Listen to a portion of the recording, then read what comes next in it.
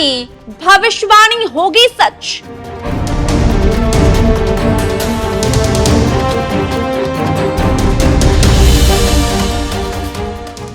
नमस्कार, NMF news देख रहे हैं आप और मैं हूं आपके साथ वागीशा पांडे। महाराष्ट्र विधानसभा चुनाव में अब हर छोटी और बड़ी पार्टी पूरी ताकत लगा रही है। महायुति और महाविकास अघाड़ी गठबंधन के साथ ये चुनाव लड़ रहे हैं और असदुद्दीन ओवैसी की पार्टी इस बार चुनाव अकेले ही लड़ रही है। जहां पर इंडिया गठबंधन में अखिलेश यादव भी शामिल है, लेकिन महाराष्ट्र में वो अलग लड़ रहे हैं। इधर असदुद्दीन ओवैसी ने महाराष्ट्र चुनाव में जब टिकट बंटवारे हो रहे थे तब ओवैसी ने ऑफर दिया था महाविकास अघाड़ी को कि हमें साथ ले लो, हमें साथ लेकर चलो, बीजेपी को हराने के लिए हम भी आपका साथ देंगे। लेकिन यहाँ पर न तो ठाकरे, न शरद पवार और न ही कांग्रेस, तीनों ने ही हामी नहीं भरी और ओवैसी को साथ नहीं लिया। लेकिन अब यही बात ओवैसी के नेताओं को बुरी लग गई है। ओवैसी ने तो पहले ही कह दिया था कि कोई बात नहीं, साथ नहीं ले, बाद में देखेंगे क्या नतीजे आते हैं। लेकिन यहाँ पर ओवैसी के नेता पूर्व सांसद इम्तियाज जलील ने सीधे तौर पर ये कह दिया है कि हमारे विधायक जो है चुनाव के बाद हमारे विधायक बनेंगे और हमारे विधायकों की जरूरत ठाकरे, शरद पवार और कांग्रेस को पड़ेगी। किंग मेकर बनेंगे, एमवीए वाले घुटने टेकेंगे। इम्तियाज जलील का कहना है कि एमवीए वालों को हमारे विधायकों की जरूरत सत्ता में आने के बाद पड़ेगी और ठाकरे, पवार और कांग्रेस हमारे घर पर आएंगे और हमसे विनती करेंगे कि सरकार बना लो। ये इम्तियाज जलील का कहना है, क्योंकि इम्तियाज जलील ने ही पत्र लिखा था एमवीए को कि हमें साथ ले लो, हमें साथ लेकर चलो। लेकिन बावजूद इसके उनका जो पत्र था वो डिनाई कर दिया, उनके पत्र को एक्सेप्ट नहीं किया गया और आखिरकार इम्तियाज जलील ने कहा है कि एमवीए यदि सत्ता में आती है तो उन्हें हमारे विधायकों की जरूरत पड़ेगी, वो हमारे सामने झुकेंगे और हमारे बिना सरकार नहीं बना पाएंगे। क्यों नहीं हुआ ओवैसी और एमवीए का गठबंधन?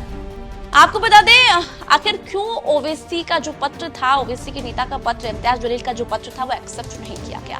कांग्रेस हर चुनाव में ये कहती है कि असदुद्दीन ओवैसी उनके वोट काटने के लिए आते हैं, क्योंकि कांग्रेस के पास मुस्लिम वोट बैंक तो आते ही हैं, लेकिन जहां पर ओवैसी पहुंचते हैं वहां पर कांग्रेस का खेल बिगड़ जाता है और बीजेपी को फायदा हो जाता है। और हर चुनाव में जहां भी चुनाव होते हैं वहां पर कांग्रेस ओवैसी को कहती आई है कि वो बी टीम है भारतीय जनता पार्टी की। तो ऐसे में कांग्रेस नहीं चाहती थी कि उनका ओवैसी के साथ गठबंधन हो। वहीं दूसरी तरफ ठाकरे भी नहीं चाहते थे कि ओवैसी उनके साथ आए। यदि ओवैसी महाविकास अघाड़ी के साथ आते तो हो सकता था कि शिवसेना के जो हिंदू वोट बैंक है वो उनसे छिड़क जाए। तो यहाँ पर पूरा भरोसा है ओवैसी और ओवैसी के नेताओं को कि हमारी जरूरत पड़ेगी महाविकास अघाड़ी को, हम भी हमारे विधायकों की जरूरत पड़ेगी, हमारे सामने झुकेंगे।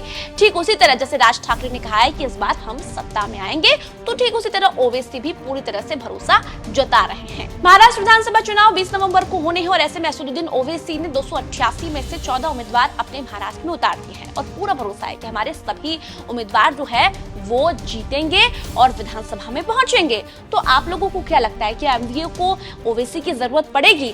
क्या एमवीए ओवैसी के बिना सरकार नहीं बना पाएगी? क्या सच में भी ओवैसी के 14 विधायक जीत जाएंगे? क्योंकि ओवैसी तो लगातार ये दावा कर रहे हैं और अब तो ये तक कह दिया कि ठाकरे उनके सामने झुकेंगे, उनके सामने घुटने टेकेंगे। क्या ठाकरे को जरूरत पड़ सकती है? क्योंकि यहाँ पर ठाकरे ने पहले तो एक्सेप्ट नहीं किया। शरद पवार तो ठीक था, उनका कुछ कहना नहीं था इसको लेकर कि हम ओवैसी को साथ ले या नहीं ले, लेकिन ठाकरे को और कांग्रेस को ही परेशानी थी ओवैसी से। तो अब जो ओवैसी के नेताओं ने दावा किया है कि इन्हें जरूरत पड़ेगी और ओवैसी भी पहले कह चुके हैं कि कोई बात नहीं, साथ ले या नहीं ले, हम तो पूरी दमदारी के साथ चुनाव लड़ेंगे। लेकिन यहाँ पर ओवैसी कहीं ना कहीं खेल बिगाड़ते हुए दिखाई दे रहे हैं महाराष्ट्र चुनाव में और का फायदा महायुति को हो सकता है। तो आप लोगों को क्या लगता है, क्या उद्धव ठाकरे और शरद पवार को नाक रगड़ना पड़ सकता है, घुटने टेकने पड़ सकते हैं ओवैसी के सामने? तो अपनी राय कमेंट करके जरूर रखिए। इस वीडियो को ज्यादा से ज्यादा शेयर कीजिए, लाइक कीजिए और एनएमएफ न्यूज को सब्सक्राइब कीजिए। धन्यवाद।